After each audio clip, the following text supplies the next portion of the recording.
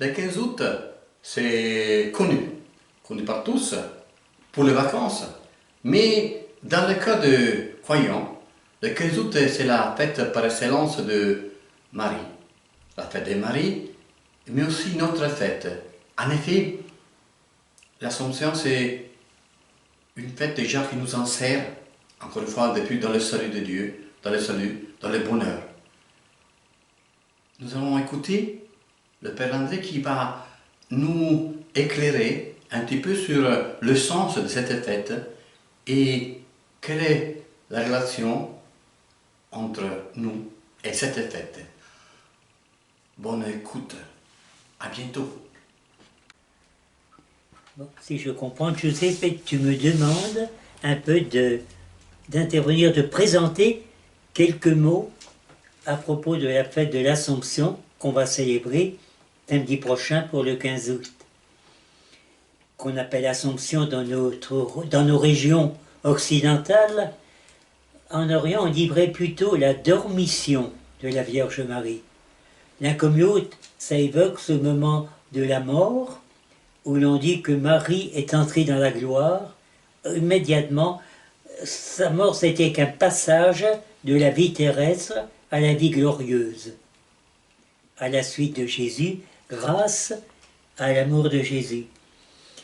Je reviendrai simplement sur ces mots, tout d'abord ce mot d'Assomption, qui a été choisi dans l'Église pour parler de cet événement.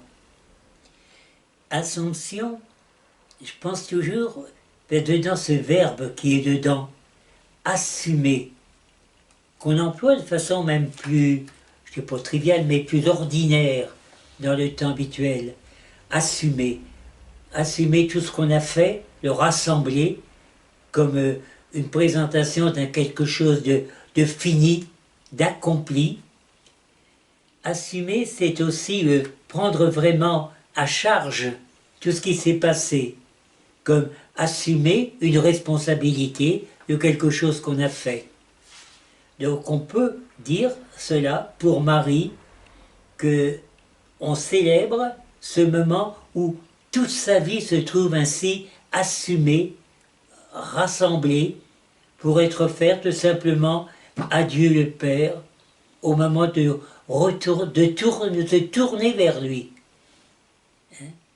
Assumer, donc dans ce sens-là, rassembler, accepter, et en le fêtant, c'est de se dire l'acteur de cette Assomption. C'est pas Marie qui rassemble, c'est Dieu, en accueillant Marie dans sa mort, assume en lui, Dieu, tout ce qui a été Marie, tout ce qu'elle a fait, tout ce qui a été dans son cœur au long de son existence. Assumer.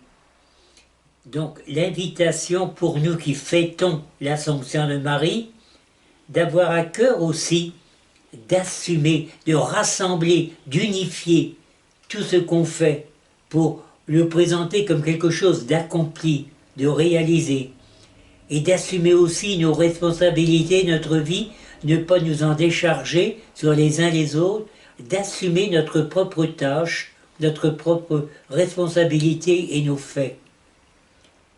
La deuxième chose quand même que je pense à la fête de l'Assomption, justement comme le disent les orientaux, dormition, c'est d'attention à la mort même de Marie, au moment où sa vie sur terre se termine. Et dans les pays orientaux, on va même jusqu'à dire que cet adieu à la vie terrestre se fait au milieu de tous les apôtres rassemblés pour l'accompagner, pour être présents à son départ. Mais pour en reparler, moi j'aime bien le fait que dans l'Église, à l'occasion des messes, on ait inscrit un beau texte d'une lettre de saint Paul aux Corinthiens. Je crois que ça donne aussi en grande partie le sens à cette fête. quand il dit « Frères, le Christ est vraiment ressuscité d'entre les morts, lui qui devient premier ressuscité parmi tous ceux et celles qui se sont endormis. » Oui, la mort étant venue par un homme, c'est par un homme aussi que vient la résurrection des morts. En effet, c'est dans le Christ que tous recevront la vie, chacun à son rang, en premier le Christ, et ensuite tous ceux qui lui appartiennent. Et quand tout sera ainsi achevé, je pourrais donc dire assumé, quand le Christ se tournera vers Dieu, son Père, à ce moment-là, c'est lui qui doit régner jusqu'au jour où Dieu aura mis sous ses pieds tous ses ennemis, et en particulier la mort.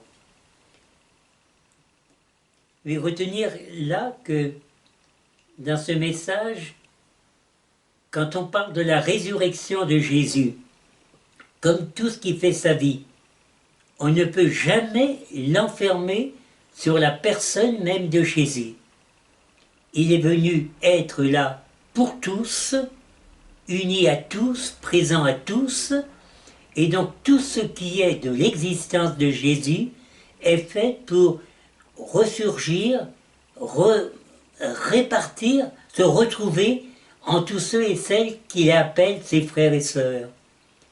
Et donc, en cette fête de l'Assomption, on se redit simplement, oui, Jésus est ressuscité. Nous l'avons dit et chanté bien des fois.